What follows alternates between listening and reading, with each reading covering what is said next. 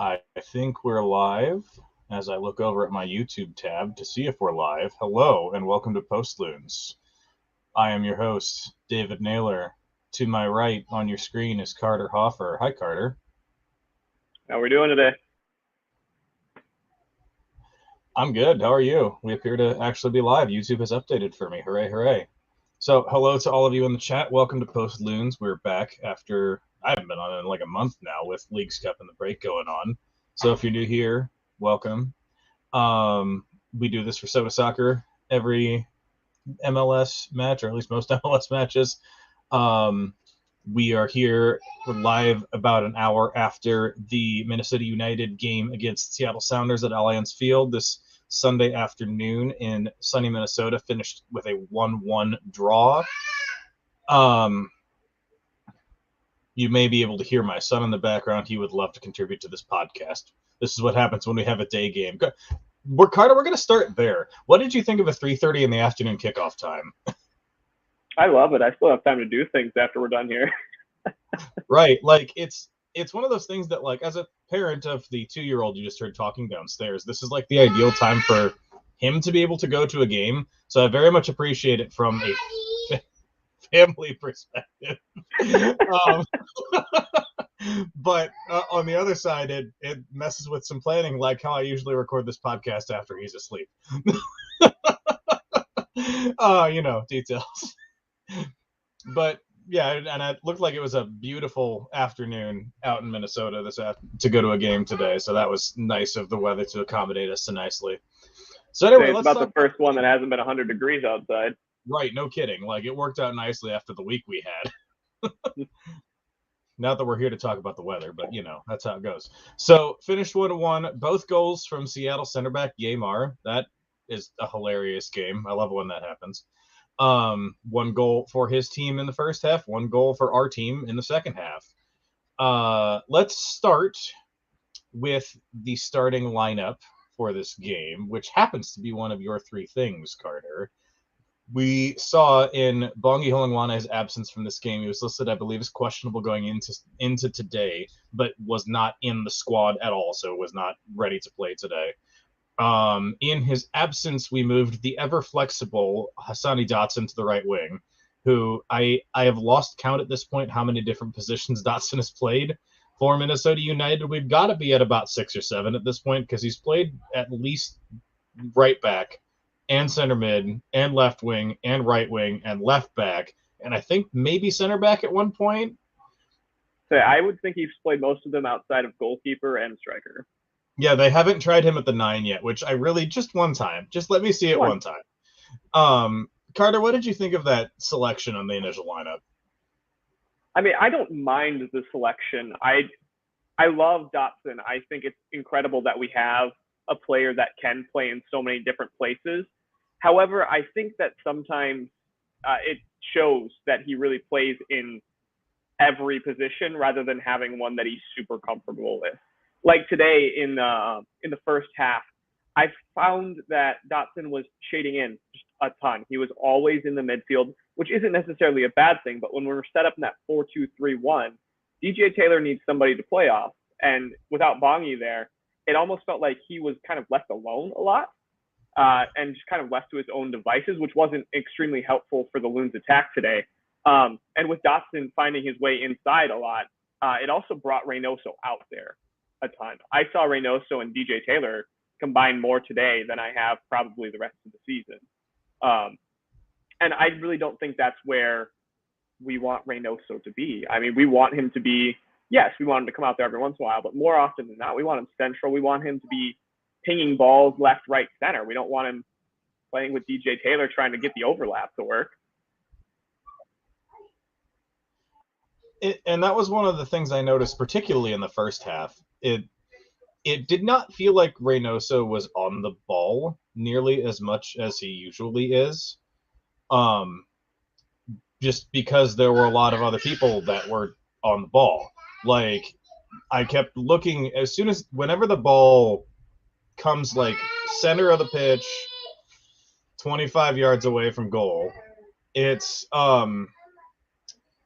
I look for 10 on the ball, right? Like, because we're conditioned to do that. We've been doing this for a long time at this point. You look to see, is 10 on the ball?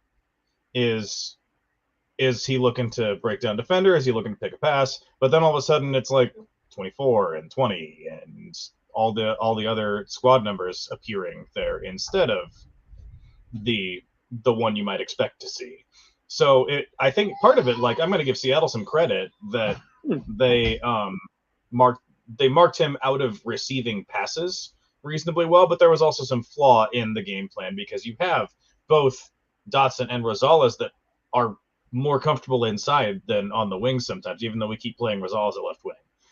Mm-hmm. So I'm interested in how that works. Like I went to pull up Reynoso's position map on the passing network from this game, and it's still central and forward as you might expect it to be, but it's not what I would be looking for, shall we say. So he definitely had his opportunities to play in what we expect in the second half for sure. Reynoso was all over the ball. He was making a lot of the opportunities. We played a very good second half, I feel, and I thought that we really started to gel offensively in that second half, especially after the introduction of those substitutions. But you can't rely on one half of football. You need to be able to play strong in both halves, and you can't just keep your main playmaker out of a whole half of football. Yeah, and like that was the frustrating thing about the first half is like I keep looking for Reynoso to be on the ball. He's not on the ball. Like they were playing some other good creative players, and to their credit, they created some decent chances in the first half, including one that we're going to talk about in a little bit. But it didn't feel right, if that makes sense. Like, yeah. So I want to talk about another piece of the starting lineup and give a positive note. I was really impressed with Jan Greguš playing 90 minutes today and just coming right out and being ready to go because of the rearrangements elsewhere. Because while Rosales and Dotson you can put in other places on the field to get them on the pitch, Greguš I can't see doing that, knowing him as we have for a few years now. So I did not expect him to start like at all for Minnesota in his return. I expect him to be a bench player. So for him to come in just ready to go and play 90 solid minutes today, I was very, very impressed with him and very glad to have him in the back, even if playing 4 central midfielders is our solution to the problem at this point. Well, if we're going to play 4 central midfielders more of the season, I expect we'll see a lot of Greguš. Right, no kidding. Like I don't think that's how the 4 in a 3-4-3 is supposed to work. Not or like a 4-3-3. I don't or 4. Is it 4-4-2 if they're all central midfielders? I think it is, and I think they just really get really close. They're like link arms and just run through people. I'm picturing the 4 of them doing a little conga line right now, and it's a good image in my head because just everything about that just works. Nope, I'm done talking about that. So I want to move to your second point because it gets at how this game started. So your second point, you can go ahead. Yeah, so I thought Minnesota started off really strong. We had a majority of the possession in that first 15 minutes. We were getting into Seattle's attack. Well, we were getting into our attacking third, Seattle's defending third. We were putting balls into the box. We were attempting to find people. We weren't really finding people. There were a lot of missed connections, I feel, in that first 15 minutes that I thought would have led to a much stronger opening to the game, stronger than what we already had, and one that may have even found us a goal. I feel like something was just missing there. I would see, and the players would see the final pass, and they'd leave it just a little short. They'd send it just a little left. They'd send it just a little long. They weren't really connecting, and I'm not sure what was causing that, obviously. But we had every opportunity in the world. It almost felt like we were just getting to the end line and praying that our final cross or our final pass was going to find someone, rather than specifically finding someone in there for that final pass, maybe taking a couple extra passes, taking a little bit extra time to just see something that actually works rather than a hope and a prayer. And we really should have. What was frustrating too was I was a little bit late to the start of the game, so I started like right around the 10th minute. And as soon as I turned it on, Minnesota's like not just in the attacking third, but they're like in Seattle's box for like 3 minutes straight. Like great, like half quarter chances, like nothing memorable, right? Like no, oh gosh, we whiffed on this chance, but just a lot of stuff moving around, like just outside the 6-yard box. A lot of good player movement, a lot of good passing around the outside of the box, but nothing clicks. And then immediately, Seattle's first attack down in their box scores from Yamar. Just immediately. And it's like, that's the difference, is you can make use out of your time in that attacking third, where Minnesota squandered their time in the attacking third in one way or another. Yeah, I mean, and the worst part was that he was just left open. Wide open. Wide open. Boxel about 5 yards in front of him, and then Tapias was stuck behind another attacker, I believe. Like Yamar had position on Tapias, and Boxy, who I love dearly and hate to dump on. We're gonna dump on him a little bit this podcast. Kind of stood there and ball watched instead of finding his guy. Like it looks probably worse than it actually was in the replay, because he could just kind of stood there and got headed over, which you hate to see, honestly. So in regards to Minnesota's attack, I want to grab a comment that we're getting a common theme from. So I'm going to pull up a comment from Dave Valensky here. Shout out to Dave for your patience. I know this was listed as a 6:15 start time. It was pushed back to 6:30 on Twitter, and I had to eat dinner, so it's now 6:45. We got Pookie, but where is the party? Seriously, with his caliber of play in the Premier League and the English Champions League, he should be doing in the Championship, I assume. He should be doing a lot better in the MLS. Fair or foul? Oh, that's absolutely fair. And I think that we saw it in, I believe it was his initial, either his first game or the second one, where he had that combination with Reynoso, just took down the field and had his first goal. So we've seen that he has the quality to do it here. He just hasn't really done it. He's not playing hold up in a way that is helpful with the wingers. He's not finding people. He's not working off of people. Pookie really just hasn't, I don't know if he hasn't found his step with this group yet, and he started off a little stronger and we're expecting him to be there already, or if he's just really not fitting in with the system as a whole, if it's just not his kind of system. The argument that I have made previously in Pookie's defense on this program and elsewhere is that his presence on the field creates more space for Minnesota's other attackers to operate in. I am going to give some of Bongi's credit for his enormous outburst in Leagues Cup to Teemu Pukki being on the field, even if Bongi took his chances very well and was available for the chances and scored a whole bunch of goals, which is great. I don't think it's arguable that Pukki also being like right there didn't pull some defensive attention away from Bongi, who obviously doesn't exactly have the previous track record as a goal scorer that Pukki, who scored a bunch of goals in the Premier League, has. So I don't know how long that's going to continue to hold true, right? Because in this game you don't have Bongi, and you have the midfielders moving around. And one of the first things I remember from that early period of dominance is Pukki ends up with the ball out on the wing. Like, why are you out there and not in the box?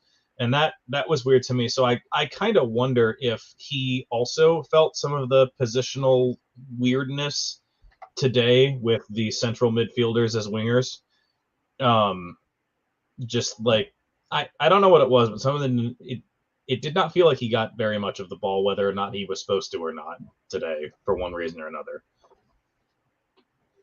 See, and I think the most important thing going forward is what happens now that people realize that Hlongwane is this massive threat. Does Pukki find the ball more often? Does he get the chance to just show his class to the Minnesota United faithful? Is he going to be able to put these things away now that presumably he will have more space off of the ball?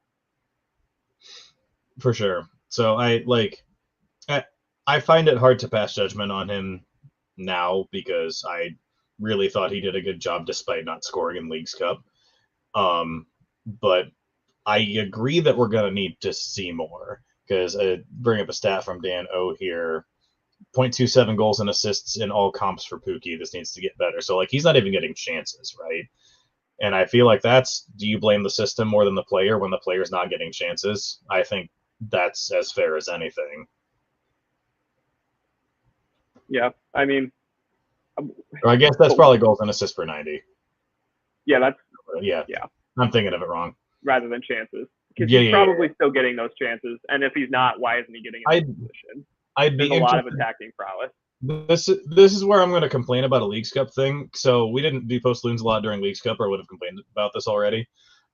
Leagues Cup stats are almost impossible to get anything useful from. They have one stat site that has no way to scroll or sort stats at all.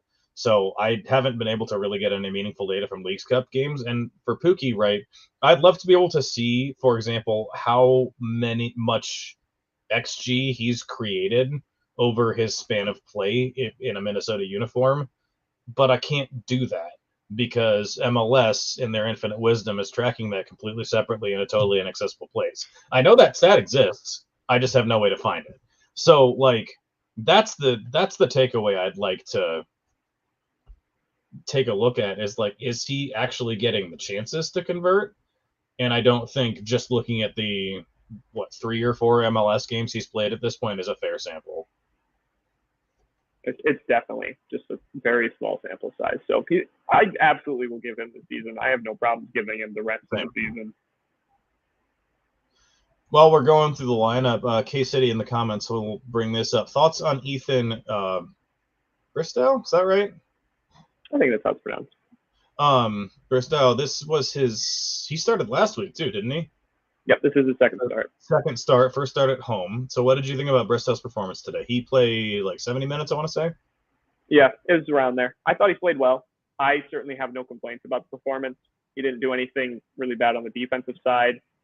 He was able to get forward into the attack like we want our fullback to do.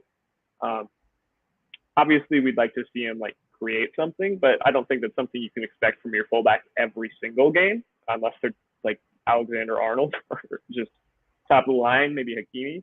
So I think is that the example you want to make today? It's the one that came into my head, so we'll get there. We'll find someone else eventually. So yeah, I thought he had a very solid performance. I don't think he's in danger of losing his spot by any means. I same, and that one of my we've gotten to one of my 3 points, which was the switch off, but another one would be I honestly thought Minnesota did a really good job defensively this game. You have the one real obvious error, which is the goal they gave up to Yamar, which we talked about already. But Seattle really didn't get much against Minnesota's defense this game. Dane had made 2 saves, I want to say. Seattle had 2 shots on target, 2 off target. So they only had 2 on target, 2 off target, 2 blocks. So only 6 shots the entire game. And I thought the back 4 and the defensive part of Minnesota's lineup did work to perfection. And that I thought was one of the credits to Hassani the winger. Hassani the winger tracks back really well because Hassani the winger used to be Hassani the right back. So you have a really solid defensive lineup with that.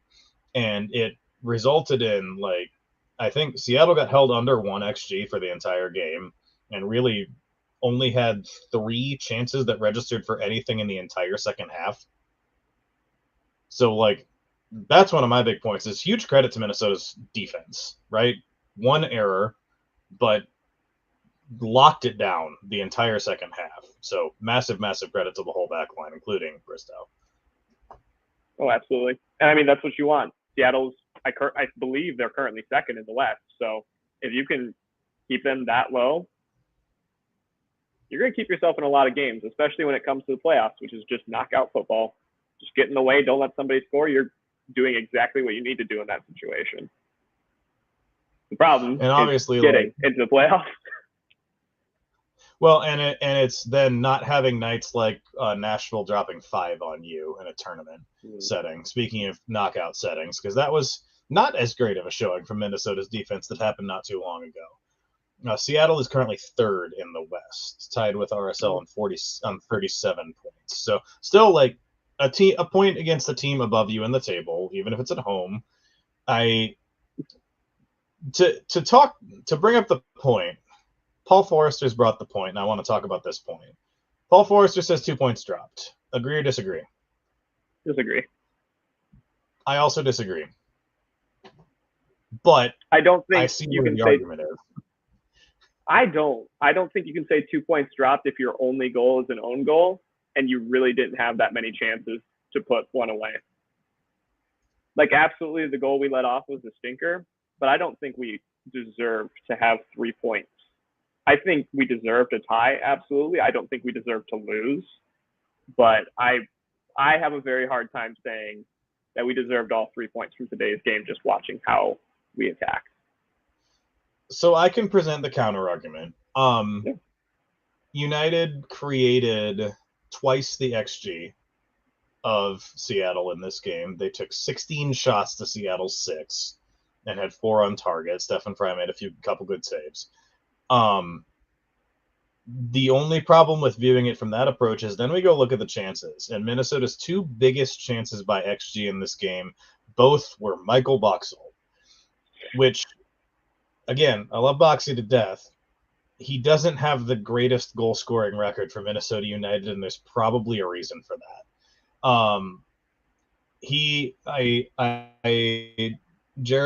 Friend of the program, Jeremy, was at post-game media coverage for Sota Soccer and was at the match today. To quote Boxall from post-game media, he royally fucked up his goal-scoring chance in the first half. That was a whole 0.6 XG all on its own. And he did. That's a true statement. Because that was open header 3 feet from goal. That was easier than Yaymar's chance. Every person in that stadium and every person watching that game thought that was going in. Which is why, like,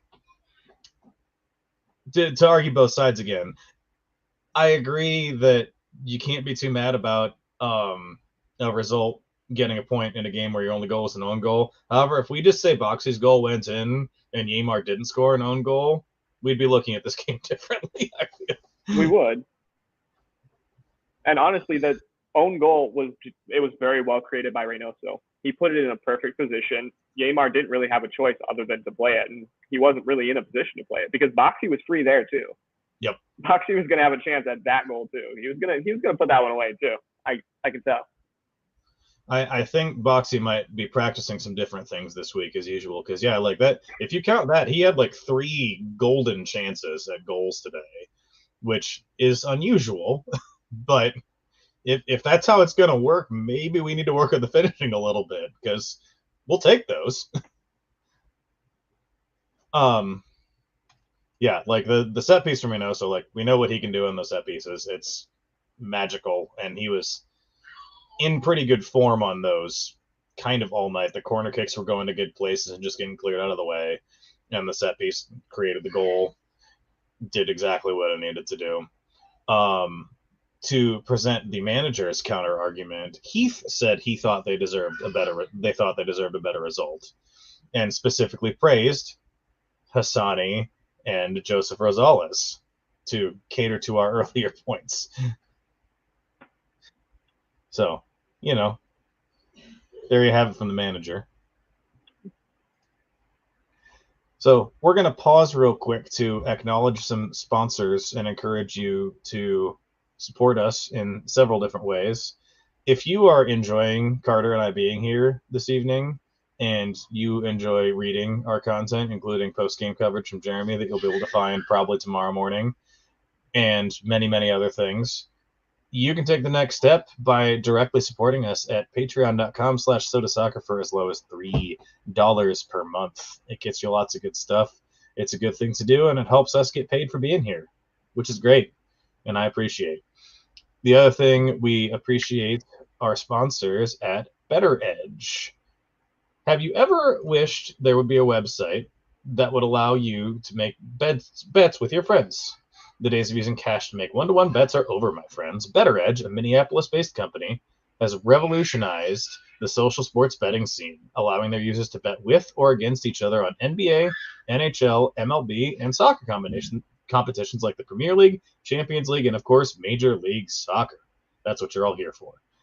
They also offer weekly pick'em competitions like our very own MLS Pick'em, where you can bet real money or Edge coin, play money, and make your picks for the weekend's games. Better Edge is not a sports book that profits off of your loss. You don't bet against Better Edge, you bet against other users on the platform, which is why it's legal to use in Minnesota and 46 other states nationwide.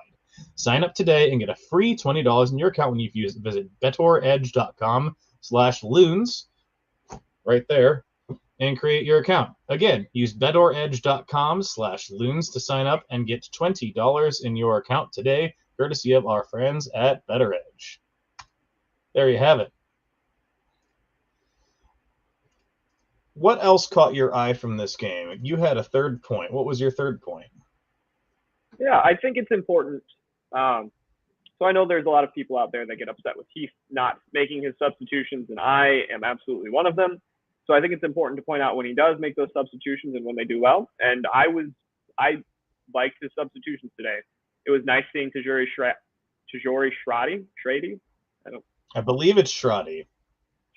I thought he looked great today when he came on. He had an instant impact. He really provided the Loons with that attacking cohesion that I thought was missing in the first half when he came on. He had a banger of a shot, as we are pulling up that comment right there. It was fantastic. And if it was anyone other than Fry, it might have gone in. So I thought that was great. It was nice seeing Sangbin and Garcia get brought in, even if they didn't really do a ton with their time. It's nice seeing Heath try new things with his attack as it gets later into the game.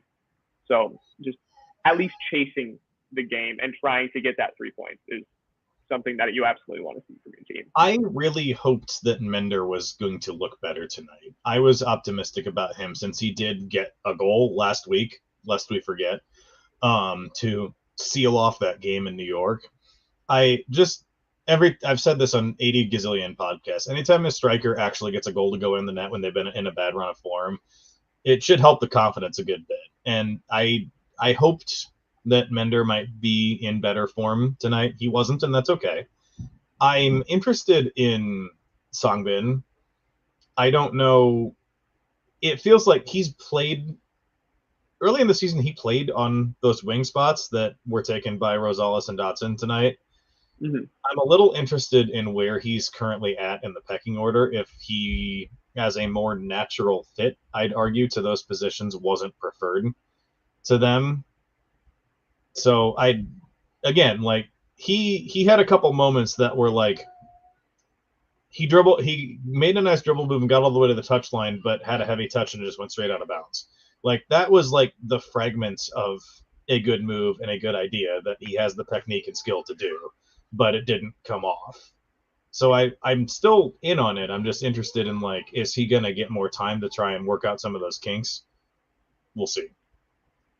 Yeah, it was just intriguing to see Dotson start when you have Sangbin, who has played on the wing, and I would argue that IPS also has looked very good on the wing in his cameo appearances. I would love to see him get a start at some point. Just really give him a full 60, 70, 80, 90, see what he can do on the field. Yeah, it'd be interesting. I'm sure at this point he's signed about the same time Pookie did, so about almost 2 months ago now, though, because it was started July. So I'd imagine he's match fit to go a longer time, as far as I would know. But we'll have to see, because Heath hasn't shown any indication that he would want to do that. Which, again, it's hard to read the manager's mind from our positions here in our respective living quarters. Can't quite do it from here. Other comments from Heath from post-game. Didn't seem concerned with Ray pulling up a couple times. Just sounds like he's playing through some pain and discomfort, which it's August in an MLS season that's had even more games than usual. So he gets beat the crap out of him every game he plays, basically, because that's how opponents play him. So I'm not surprised by that. Thought they could have done better defending the Seattle goal. Specifically mentioned they had multiple chances to clear the ball ahead of it. I strongly agree with that. I don't think it was that play, but there was a play that DJ Taylor kept a ball in that led to a Seattle chance that it was like, why did you do that? I saw that on just as it was happening. I don't understand the logic to that, especially since he put it right into the 18-yard box. It's not right like into he the kept box. it in like, he didn't do towards anything the line. It was right there. They were like, here's a chance, here's an attack for you. I hated everything about that. So like, I don't think that was the one that was on the goal, but that was like right after the goal, and I'm like, I hate this. Don't do that. A Bongi update for those of you missing the Bongi tonight. Day to day, which expected since he was listed as questionable for this game, may be ready for Wednesday, but if not, he'll probably play on Saturday. So day to day is day to day. We'll keep an eye on it. They do have a quick turnaround, which will be the next thing we talk about for Colorado on Wednesday. But that's about that. And then we already talked about Boxy. So that's all the quotes we have from post game. Colorado at home on Wednesday. Short turnaround, so we might see some rotation. That, since we've already talked about some of the changes we could possibly make to this lineup, you wonder if Bongi's healthy, we probably see Bongi play, or either off the bench or start, depending on how fit he's feeling. But you could see an ICS, you could see a Sungbin.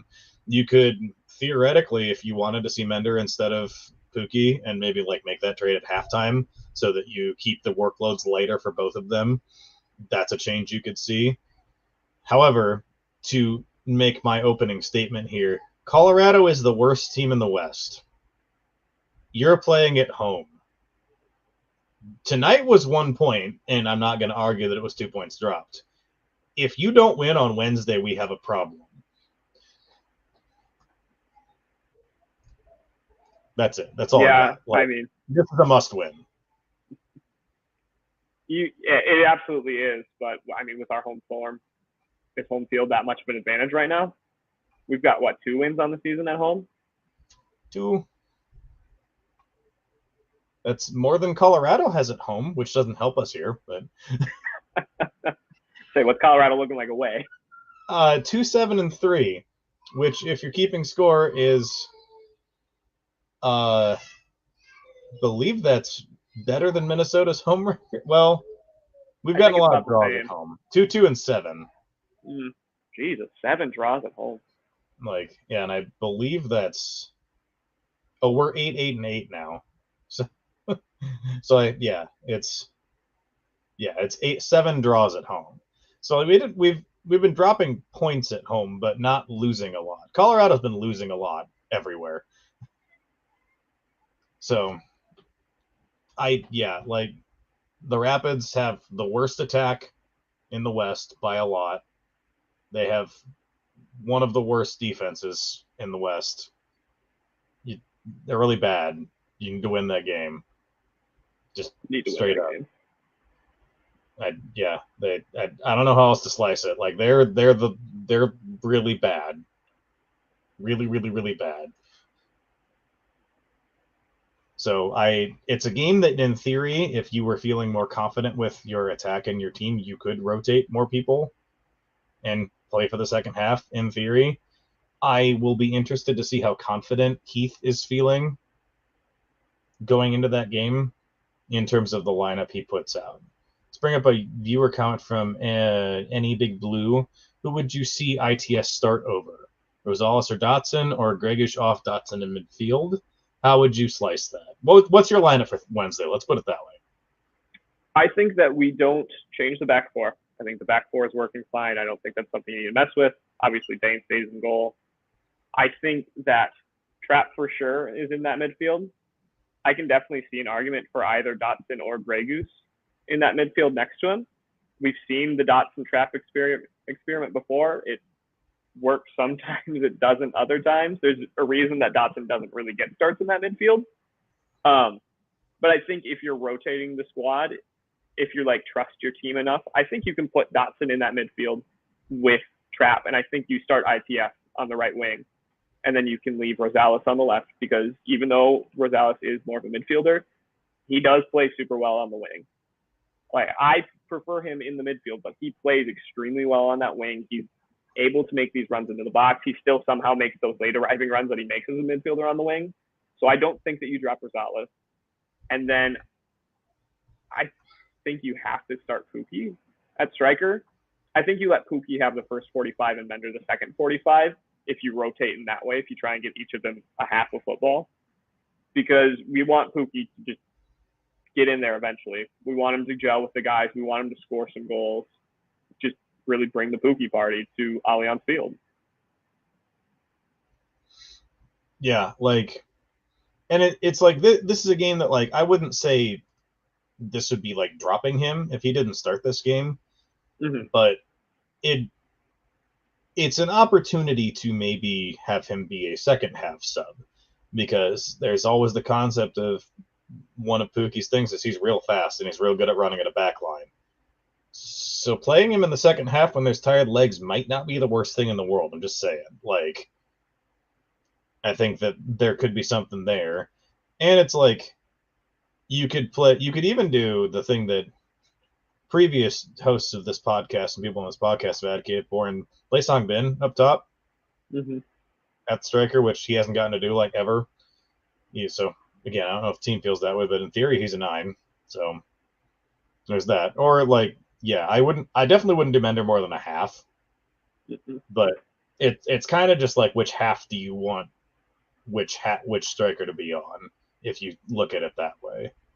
Because other than that, I agree. I think I would do Dotson Trapp in the midfield. I wrote about this like a month ago, so I don't know if the stats are accurate, but Dotson Trapp is actually Minnesota's best point-scoring midfield starting pairing on the season, which I did not expect when I did that research, because I did not think they passed the eye test as well as I thought, but they've gotten more points in Dotson Trapp games than any other midfield pairing. So it's what the number said, and obviously Gregush was not a part of that, so he adds a different elements to this, and I liked how the Trapp Gregush pairing looked. So if we wanted to keep that the same and go with it for another week, it's kind of, do you want to rotate here or do you want to rotate next Saturday? Because I know Heath has done this before, and I kind of hope he doesn't. I don't think you can play the same starting group all 3 games for 270 minutes this week. You just kind of, it's a bad idea. Don't do it. So it's, do you rotate this game, or do you rotate on the road in San Jose on Saturday night? And I would say this game is the game that you maybe rotate with a Saturday game in mind. So like, maybe even you do Dotson Gregush and give Trapp a game off, because he's played a lot. Like, I'm not sure that's what I would do, but this is a situation where I could see that being on the table. Do you see any games in those 3 where Reynoso gets a day off? Like, this would be the one where if there's an argument for like starting your gangbusters best 11, it's so that you get 3 goals in the first half, take Reynoso off at halftime. Like, that would be the dream for that. They still don't have anybody who I would play at the 10 instead of him.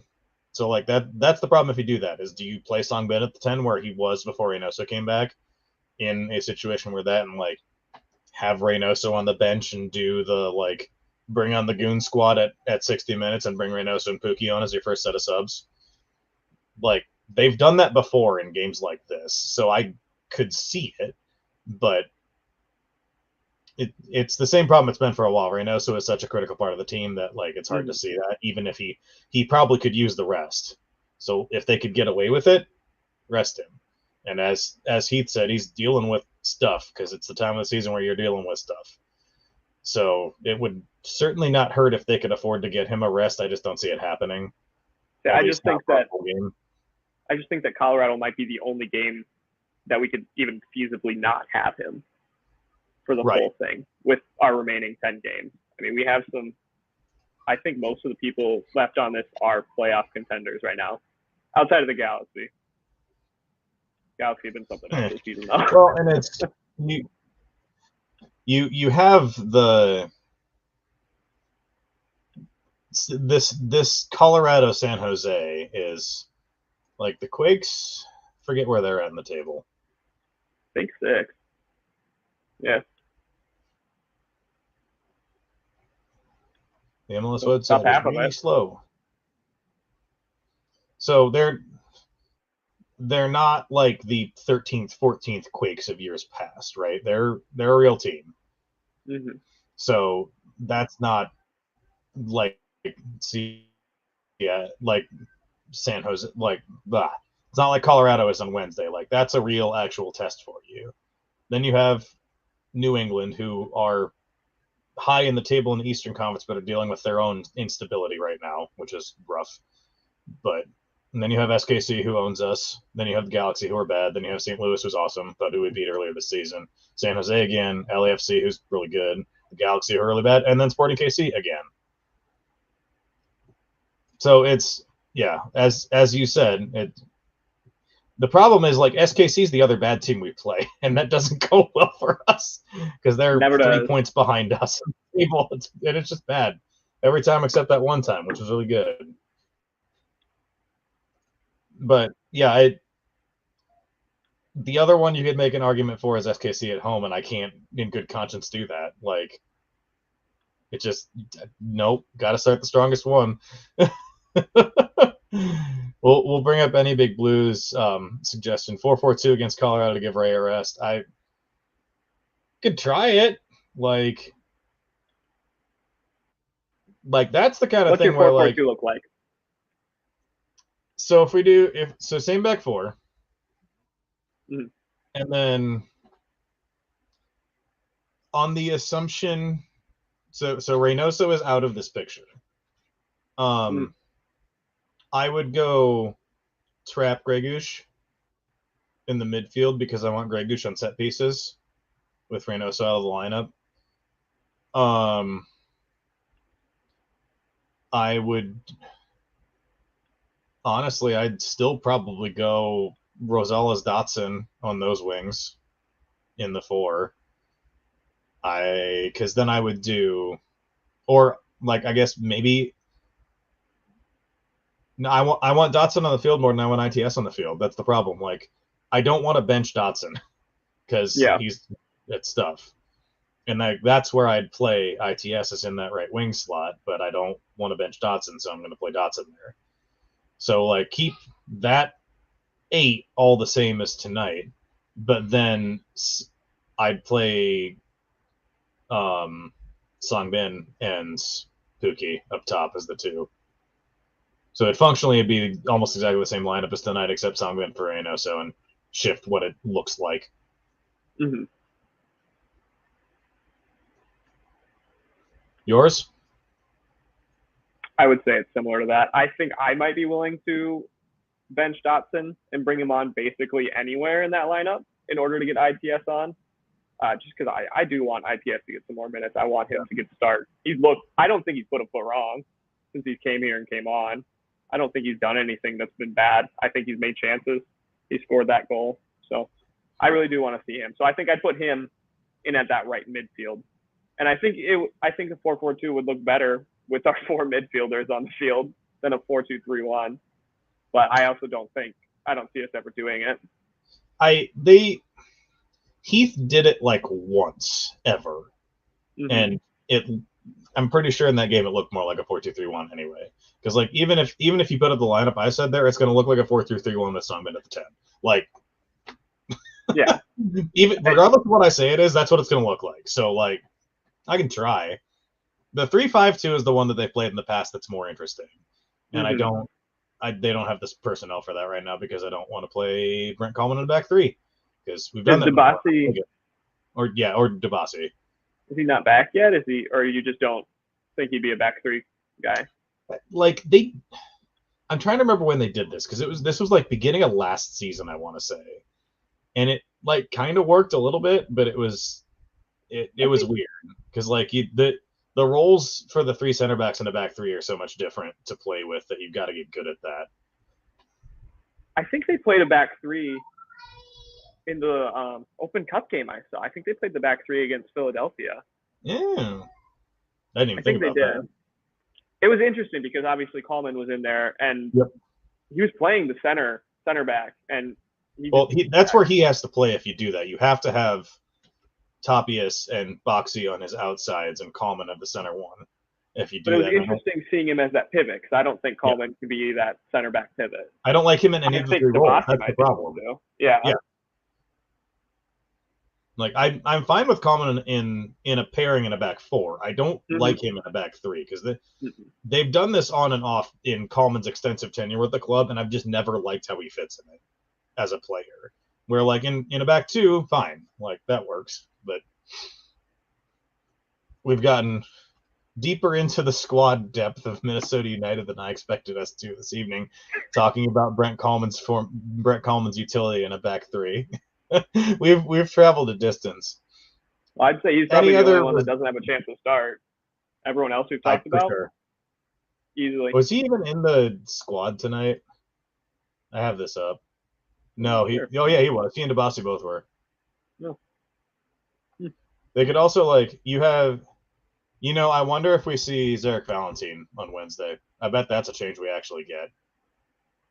Because he's played on and off this year as a rotational option. I just don't know. Like he's the one person we haven't talked about that was in the 20 for today. Yeah, I just don't see. I don't see you taking off Bristow. He had a great game. I don't think you want to like pull him after a game like this. And I don't think DJ Taylor is going to get taken off for Zarek Valentine. Yeah, that we've talked about that on this program before. It's hard to find the balance for Valentine to fit with the personnel we have, which is unfortunate because he's been really good when he's played. But so like that's been a rotation option that Heath has done in previous games this year is play Valentine instead of one of the outside backs. So that could be on the table, but I don't expect it. Yeah. Michael Jacobson, yes, we have talked about Pookie being disappointing so far. I'm sorry you missed it. Yep, it is what it is. We're going to hope for buckets on Wednesday because if there's ever an opponent that's right for the picking for a striker that wants to fill their boots, it's the Colorado Rapids. Or at least it should be. I'm not filled with confidence. Any results from elsewhere in MLS that drew your eye this evening? We were the only game that played this evening. Oh, yeah, this afternoon. Any results from yesterday that drew your eye, shall we say? I actually had a very busy day yesterday, so I wasn't able to see anything. But David, what did you see? So I will point out Kansas City 3-0 San Jose in regards to looking ahead to the weekends and to future games because SKC have started to look like themselves again, which makes the playoff race even more complicated, which is unfortunate because they've got two head-to-head. Them and San Jose both have two head-to-head games against us to go, which is we'll see how that goes. Another interesting one was Salt Lake going down 3-0 at home to the Houston Dynamo, who keep looking like a real team, and it's weird. Yeah, I feel like there's a lot of teams this year that are just good. I don't think there's really very many bad teams. I think there's a couple, but there's a lot of parity across the league this season. It's nice to see, but also scary to see. Well, and it's Seattle is the only one of the top 4 teams in the West this weekend that didn't lose. Because you have Salt Lake, who lost to Houston. You have St. Louis, who lost in Orlando. And you have LAFC, who lost in Charlotte, which is interesting. I know I did not catch that game, but that's a very interesting result to just see. So yeah, if Seattle had lost all the top 4 in the West would have lost this weekend, and that would have been fun. But we didn't do it. We didn't quite do it for them. Unfortunate. All right. Do you have anything else you want to talk about? Do you want to talk about Chelsea? No, we played well. Talk about the we also won. It was satisfying. Tottenham also won. It was very satisfying. You don't want to talk about Tottenham? No. You've been doing good. Good on you. Hope you're happy for once.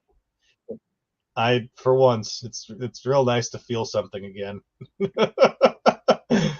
For context, Carter and I were at a bar to watch Chelsea lose last weekend, and it was very satisfying for me. I enjoyed it deeply. It was something that happened. Anyway, took it out on Luton. Poor Hatter. That's about all I've got for the weekend. You got anything else? No. I think we made our rounds. We got into Brent Coleman. We got into Brett Coleman. Like we've been down through the weeds and back. It's time to be done. So thank you to Better Edge for sponsorship this evening. Thank you to Sota Soccer for organizing us and being the host for this and being where we are. So if you want to support Sota Soccer anymore, patreon.com/Sota Soccer, as low as $3 per month. And that's about all we got. So yeah, check out written content. Jeremy will, I assume, have a recap of this game up either tonight or tomorrow that you can check out. I'll be looking forward to reading his thoughts to see if they align with ours or not. I'll have a piece up this week about something, probably about Timu Pukki, since that seems to be a point of discussion right now. And yeah, Carter, you working on anything else for the site? Not currently. Not currently, but look forward to it. There's always something that can come up, and there's always content to be written about in the Minnesota soccer world. So that'll have it. You can follow us on socials. You see them below. Yeah, I thank you. Thank you, Any Big Blue. That's right. We didn't talk about the state of Iowa once this program. I love it. And thank God. We don't need to talk about that state. See, you're filling in nicely. There we go. All right. That's how we're signing off. Hey, I'm wearing my Minneapolis City. I'm repping the proper here. We're going. All right. This has been Post Loons. I'm Jacob. I'm not Jacob. What you confused me. I'm David. That's Carter. I need to get off of here. We're done. Good night. Good night. End broadcast. Get me out.